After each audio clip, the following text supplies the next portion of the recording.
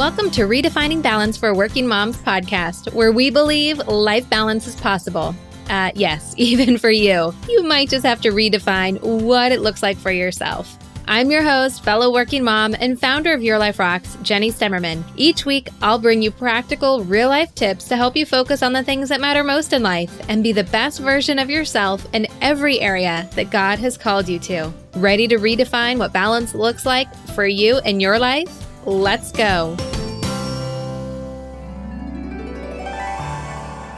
Hey there, I'm so excited that you're here to hang out with me today for another episode of Redefining Balance for Working Moms podcast. My name is Jenny Stemmerman, your host, and we are in the middle of a special series leading up to Christmas called Walking with Jesus. Now, typically on the show, we have different guest experts come on, or I'm just talking to you about time management, or how to help you grow in any one of 8 different areas of life that we really talk about here. Because as a working mom, there's usually about 8 different things that we're trying to balance between our faith and our marriage and parenting, our career, our health, our home, our finances, and having some really good friendships in there and maybe a little bit of fun along the way. But this series is really to help us kind of clear all of the noise and help us stay focused on the reason for the season, which is, of course, the coming of our Savior, Jesus Christ. And as we've been in this series and listening to other working moms and just their testimony of their walk with God, it has really helped me spark some extra hope and really deepen my faith in the Lord, and especially in the testimony that we're going to be hearing from today. Today, I am joined by Emily Will, and Emily is someone who I have gotten to know a little bit online because she's also a member of our Life Balance. She's been in our community. I've been praying for her all year long as she has been in a new season of her life. But what I love most about Emily's testimony is that you're really going to hear God's faithfulness when she thought that it was an unanswered prayer. And over 5 years later, God was faithful and answered the prayer that she was praying for a long time ago. And through that answered prayer brought so much more than Emily could ever even imagine. And there was just so much goodness that God had in store for her that she really couldn't see when she was in the midst of it. She really just had to trust in God and what He was doing, which is not always easy, especially for us that really want to be the planners and more of the A-type personality. And if you can ever relate to that, if you are also someone who struggles with giving up control, or maybe you've just prayed a prayer that you felt like God has never answered, I know that this is going to be really encouraging for you. So let's get started with my conversation with Emily Will.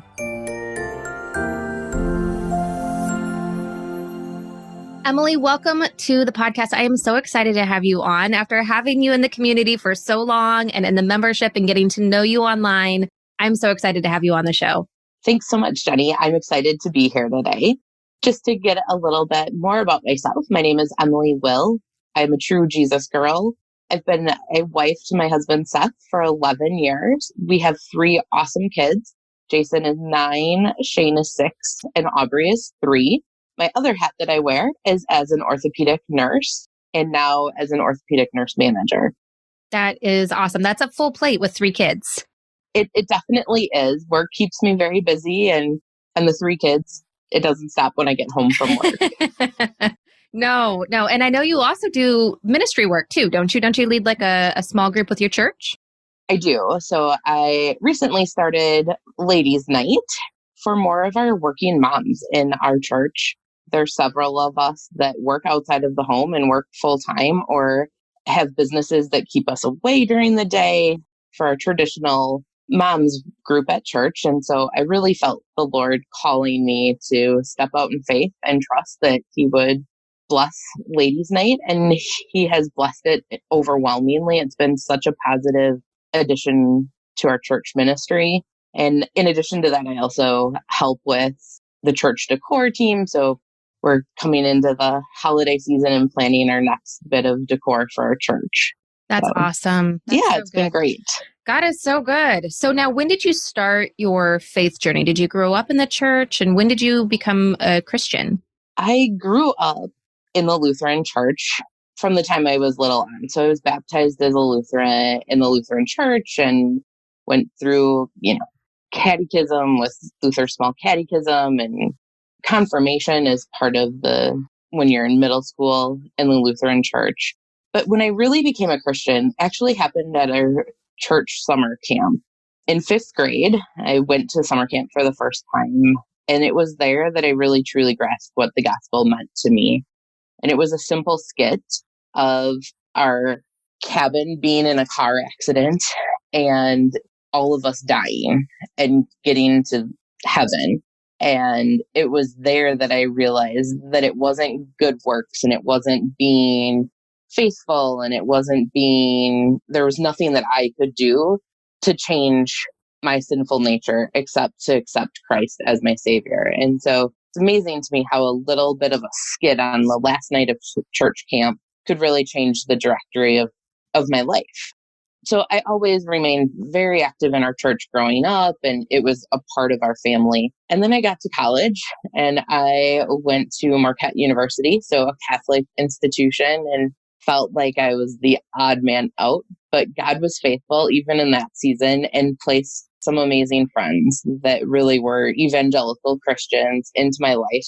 And definitely at times where I needed those strong Christian friends. As a sophomore in college, I had shoulder surgery and I was a track athlete in college. And so it was a pretty major surgery at the beginning of our sophomore season. And then shortly after that, I had emergency surgery. So I had two surgeries within about a 4-week period at the beginning of one of the worst semesters as a nursing student. Wow.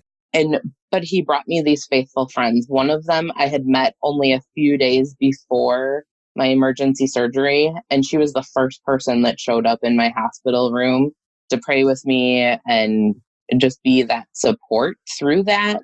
And as she walked with that stressful journey with me, we became very close friends.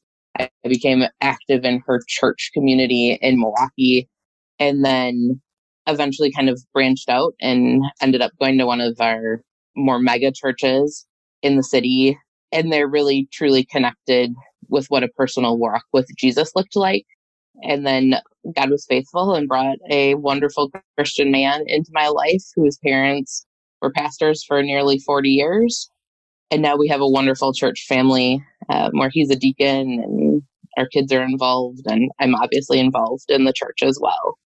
I just love God's faithfulness over the whole span. You know, sometimes you hear about people who meet Jesus and it's just like this, like a snap of a finger, like in an instant. But for you, it's like you were never apart from him. I mean, obviously we're never apart from him, but you know, you were always kind of walking with him, but it was like a slow closeness, but he was always there and faithful in every season that you went through. Absolutely. It really has been this journey. And I think so often as Christians, we tend to cling to those stories where it's that wow moment and that wow testimony. But for so many of us, it's our walk with Jesus and deepening that walk in our own individual way that makes our own testimony. And that's what makes it a relationship. You know, when we think about when we first met our husbands, it wasn't like we know them as intimately as we do now after, you know, so many years of marriage. It takes time and a relationship and fostering that in order to grow in that deepness. And it's the same thing with Jesus. It absolutely is. And, you know, I think through the trials, through the struggles in my life, the one thing that has remained constant is Jesus. And even when the chaos is swirling around, even when the obstacles seem too great, he's always carried me through those seasons and those times. Amen. Amen. And I know this last year has been kind of a year of transition in a couple different ways. So talk to us a little bit about what this last year, like 2019, and really what's that been like for you and walking with Jesus in the season? Yeah. So I think it actually starts in 2018. They both kind of blend together, but it tells the story of God's faithfulness. So in 2018, I had listened to a few podcasters and really felt the Lord encouraging me to select a word for the year. And that word was roots. And when I selected it, I thought God was calling my husband and I to put down roots and be content where we were and all of this. And in a matter of like 4 weeks, he transformed what that meant. And it actually meant putting down roots in somewhere new. So we sold our house and then had the task of finding a new house. And we had some pretty specific requests in that spot. We made plans for my mom to move in with us. And so we needed an in-law suite. And we had looked at a few houses and had put in an offer on one. And we're one of 12 offers. And so it was just a really crazy time in the real estate market. On a Friday night, we looked at a final house that was in our old school district. And I thought, okay, maybe this will work. And we went and it was awesome. Like to the point where I was questioning if we had made a huge mistake in selling our current house. So we left that night and my mom ended up taking our kids back to her apartment for a night. And my husband and I just prayed and we were on the real estate app searching for houses. And he said, hey, have you checked out a little ways? I said, no, I haven't. I did 2 weeks ago. Nothing was out there.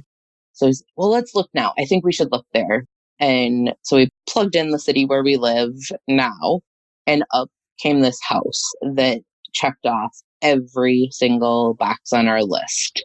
And it was in that moment that we were like, okay, God, you're telling us this is our house. So we called our realtor. It was probably 9:30 at night and said, we need to see this house tomorrow morning at 9 a.m. She's like, okay, I'll get it. We'll get it and we'll go. And the Lord was truly faithful. He walked us through. We had a house sale contingency. The buyers were still the sellers were still showing the house. So there was all this stress, and our church rallied around us, prayed with us, wrote letters for us, and they removed the house from the market and went through with the sale to us. That's awesome. So it really, truly was just an amazing thing, to the small detail that when we moved in, our neighbor's son was outside throwing discus, which was one of my events in college. And I just couldn't help but smile and know that God had called us here. Yeah, it's like a little God wink. Yep, it was a little God wink. Absolutely.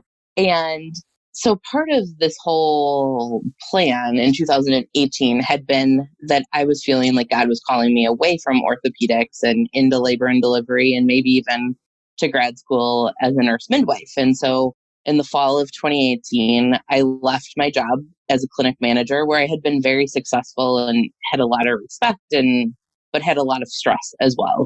And so I stepped out in faith and changed directions completely. And through November, I felt like, oh, yep, God, I made the right choice. And then December hit and I had to switch to third shift. And that switch to third shift brought up a whole bunch of stuff that I hadn't been dealing with: depression, anxiety, and just a very uncertain feeling. And as I approached 2019, I felt God saying to me, my word for you this year is trust. You need to trust me in this situation, which as a type A planner was the most terrifying word he could have given me. I totally feel that so much. Yes, absolutely. I just prayed and I was like, Lord, you can't be serious. Like, I have to trust you in this. How is this going to work out? And so as January wore on, my anxiety was way worse. I ended up going on some medication for the anxiety and for the depression. I was praying a ton, but I was not myself. And I knew that the Lord was calling me away from labor and delivery. And so I had reached out to one of my previous colleagues and said, hey, I think I made a huge mistake. I don't think I should have left, but I don't really feel like I want to go back to that clinic. And she was like, well, the other orthopedic clinic manager, she's not there anymore. So her position is open, and they also need a foot and ankle nurse on the main campus. And so I said, okay, I'll reach out to the hiring manager for both of those positions. And so he and I chatted. As it would turn out, 5 years ago, I had applied for the clinic manager job at that same clinic and hadn't gotten it. And it had been a very traumatic event for me because I felt like God hadn't answered my prayer. And so flash forward, now we're in January of 2019. I know I need to leave labor and delivery. And at that point, I was in a state where I felt like I just need to do something that I know I can be successful at. So as much as it pained me, I took the foot and ankle job, knowing that I could walk in day one and not have to do any training, and that I could just walk in, be successful. I knew the providers that I was going to work for because they had been residents at the clinic before. And so there was just this sort of safety about the position. Right. It felt easy. It felt easy. Yeah. Even though it was sort of humbling myself and going back, in some ways, going back home. Right. So as I took the position, there was a new manager that was starting, and he started about 10 days after I started. And on day 4 of his employment, or as the manager, he resigned. And my boss, his boss, my boss, called me into the office and said, Seth resigned. I need you to be our interim manager. And would you consider this as your full-time job? This is Wow. the job that you need and that you are meant to do. Well, there goes the safety. Yeah. And I was like, oh, are you sure about this? And I interviewed with the chairman of the department who I used to work for as his nurse way back in the day. So he knows me very well. And in this 5 years, I had kind of floated around to a few different jobs since God had said no originally. And so when I met with the chairman, he said, I need to know that you're committed to this job and that you're not going to leave. And I said, absolutely. And he said, all right, show me what you can do. You need to prove to me that this is the job for you. So talk about walking into a super stressful situation, right? Like I have the stress that I need to perform. I'm still sort of manning the foot and ankle team, but all around me are these people who love and supported me.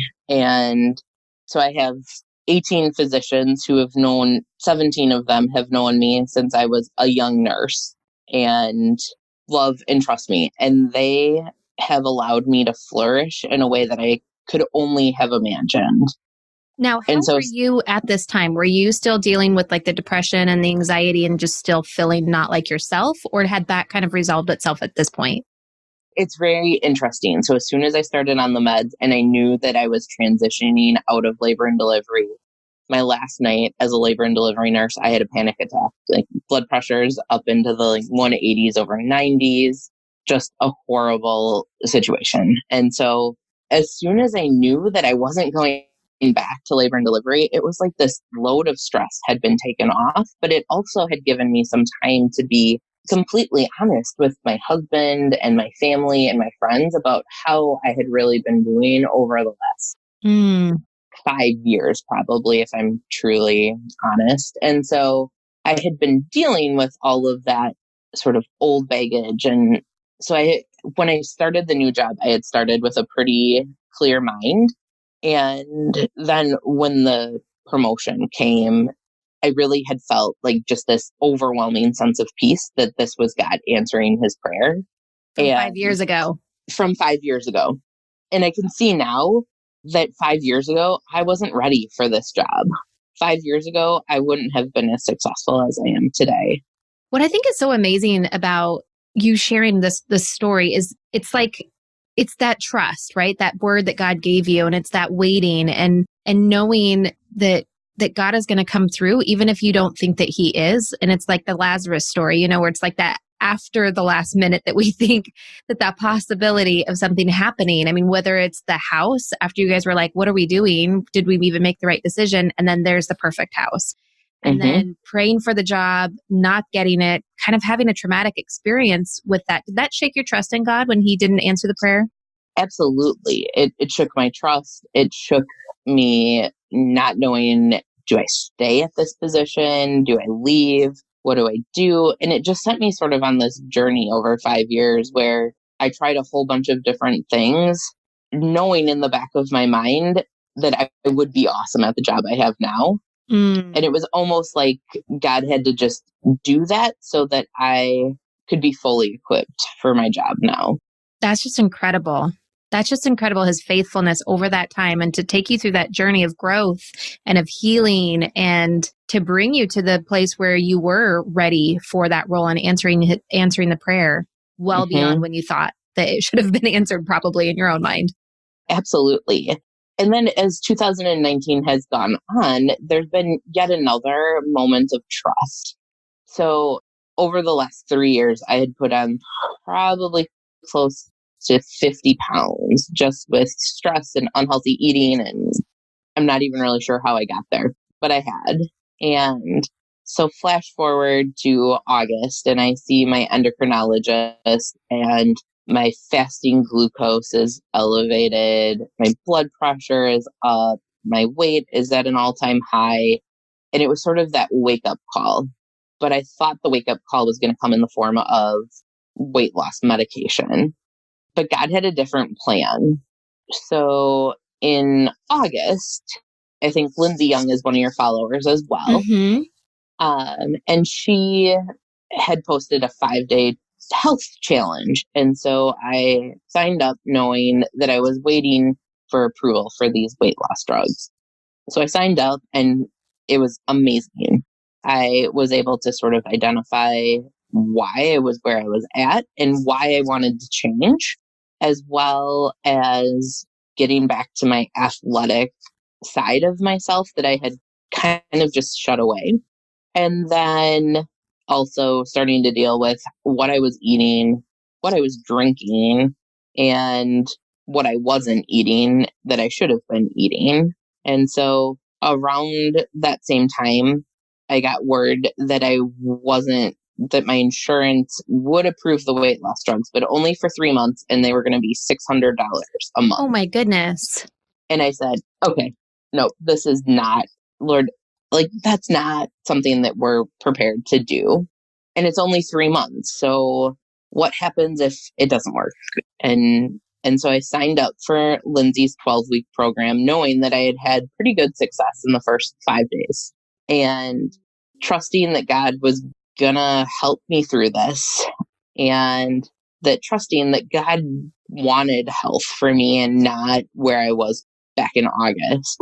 And so I have been blown away by the weight loss and the health that has come since August, even amongst probably the most stressful situations at work, where I normally probably would have turned to food to cope. I'm turning towards exercise and I'm turning towards healthy foods and I'm sticking to my plan and have just seen God bless my work in taking care of myself and in my health so much. That's incredible. And I love that you said that God wanted health for you. And I think that, that's the thing that I think sometimes when we're caught in this struggle, that we can't always see is that God wants good for us. He wants us to have good health. He wants us to have a good relationship with people. He wants us to have a good job where we feel like we're contributing. And I think sometimes we forget and we lose sight of that God will help us through those things because that's what he wants for us. Absolutely. And I think for me, it was really coming to that realization that I couldn't do it on my own, and that the only way that I was going to be successful was by handing it over to God and allowing him to help strengthen me, and really taking to heart that I could do all things through Christ who gives me strength, and really focusing on that. That's incredible. What a journey that he has had you on of transformation, of healing, of really putting down roots into something that not just, where you're living, but with what you're doing and now being able to bless other people in your church and in your community, I think is such a remarkable testimony of his faithfulness and the way that he is using you by you trusting in him. Absolutely. And I think of the song, like, there's nothing sweeter than to trust in him. And over this last 2 years, I've seen that more and more and more as I sort of mature and step into that next phase of life and into being a mom of older kids and not in the baby trenches anymore. Mm-hmm. And having felt a little bit sad to be leaving that stage behind, but now fully embracing the stage that God has me in, and how sweet it is to be able to come alongside other women, well, whether it's at work with new moms or whether it's at church with the newer moms or the moms that are struggling, or, friends that are experiencing pregnancy and infant loss, employees that are facing pregnancy loss, friends that are walking through health struggles with their children, to come alongside and show them the peace that comes from trusting in Jesus has just been incredible. So beautiful. So beautiful. And I love that you're embracing the journey that he continues to have you on, because you've been through quite the journey, but the journey is not over yet. And I just love that your trust and your faithfulness in him has just been so strong so that you can be that testimony for other people. And I just thank you so much for being vulnerable to share your story, Emily, because I know it's not always easy to get on a podcast and share with the world what God is doing. But I know that He's going to use your story for people who are, feeling like that maybe God hasn't answered their prayer, or that they're still in that waiting period and feeling that God is telling them to trust, but they are having a hard time with trusting. And I think that your testimony of what God has done through your faithfulness is amazing.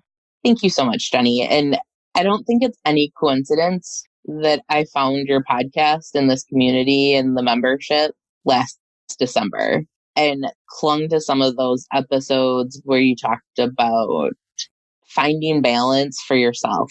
And in the past, I think I had looked at work-life balance as this destination, and have really come to realize that it really is a journey, and that sometimes it looks different than what that ideal, like, work gets left at work, and when you're at home it's family, and yeah, and it's so much more than that.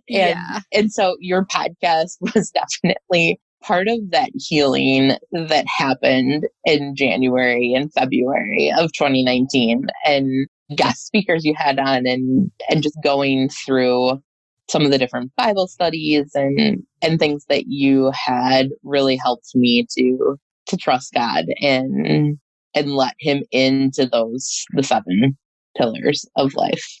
Oh, so beautiful. Well, thank you. Thank you for being a part of our community and for sharing so vulnerably. Now, before we let you go, I have 3 questions for you, because it is a Christmas season. And I love Christmas, and I've always loved to hear what other people are doing around Christmas time. So with your 3 kids, how do you guys keep Jesus kind of the focus of the holiday season? So we tend not to make a big deal about Santa. Santa in our house doesn't bring the big gifts. Santa isn't who you ask for the toys that you really want. And my kids, it's not that we haven't like ruined Santa for them, but we just haven't made Santa a focus at our house. And we really, truly celebrate who Jesus is, and what that gift of Jesus coming in a manger, and what that gift from God means in the form of Jesus.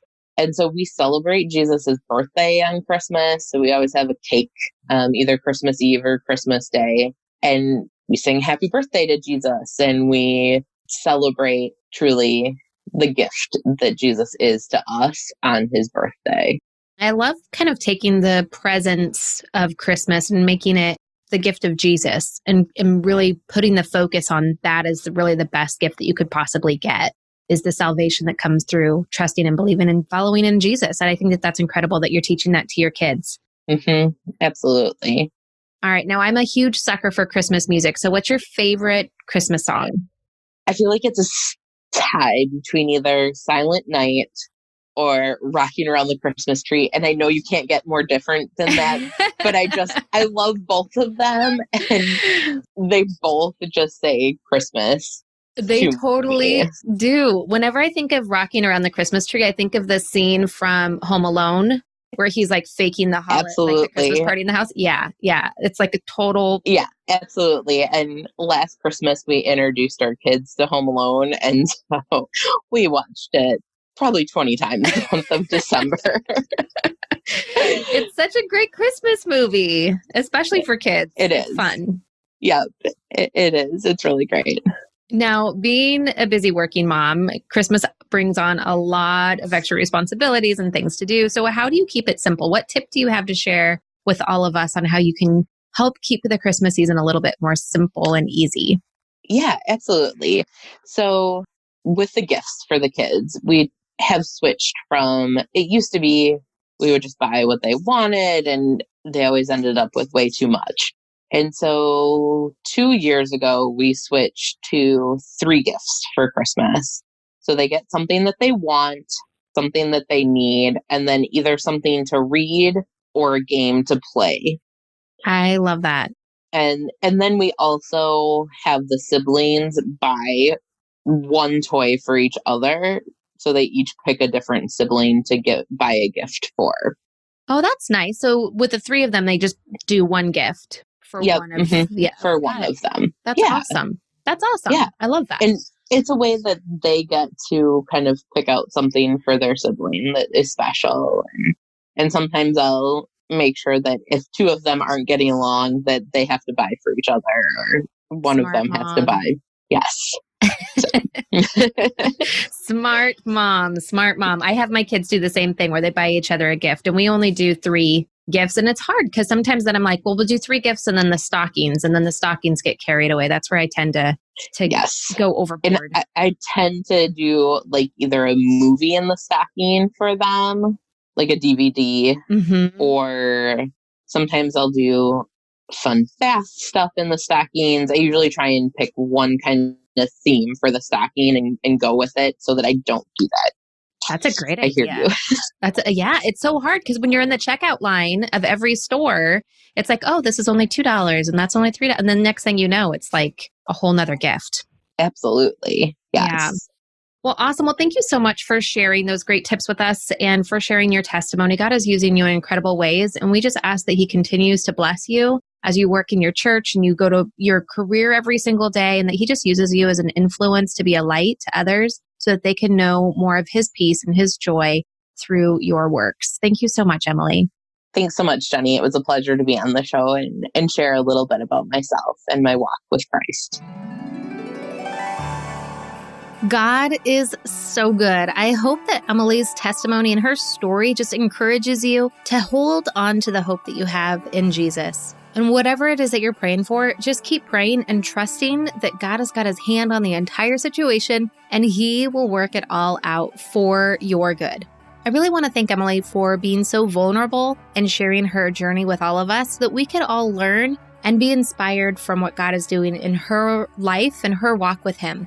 Now, you heard Emily talk about Lindsay Young and her amazing program. I highly encourage that you go to lindsayliveswell.com and learn more about all of the great things that she has to offer. And if, like Emily, you are looking for some extra help in creating more balance for yourself, putting together the systems, getting through a tough season, or just wanting something positive to focus on, I highly encourage that you get started with Life Balance Membership. You can learn more by going to lifebalancemembership.com. Inside the membership, you'll have access to courses, Bible studies, resources, a member-exclusive podcast, and so much more. You can access the resources inside our mobile app called Your Life Rocks or on our website at yourliferocks.com. We have a number of different ways that you can join, from just paying monthly or by having a monthly subscription or by buying the entire year at once with a life balance planner to help you live out everything that you are learning inside the courses and inside the membership. Who knows, this might be just what you're looking for to help you to get to where you want to be by this time next year. Next week is our last episode in this series. I hope that you come back and join us for another amazing testimony of walking with Jesus. And after Christmas, we will be on a whole new season to help you start the new year on the right foot. Until then, keep building a life that rocks. Bye. Hey, just because the episode's over doesn't mean we have to stop hanging out. Head on over to Instagram and follow me there. You can find me at your.life.rocks. Or if you're more of a Facebook kind of girl, join our community of working Christian moms just like you. You can search Your Life Rocks over on Facebook and connect with us there. And if you're ready to truly create lasting balance and get results in your life, maybe it's time for you to join Life Balance Membership. Download the Your Life Rocks app in iTunes or in Google Play. You can upgrade to the membership right inside the app. And if you're looking for more resources to help you create more balance, head on over to yourliferocks.com.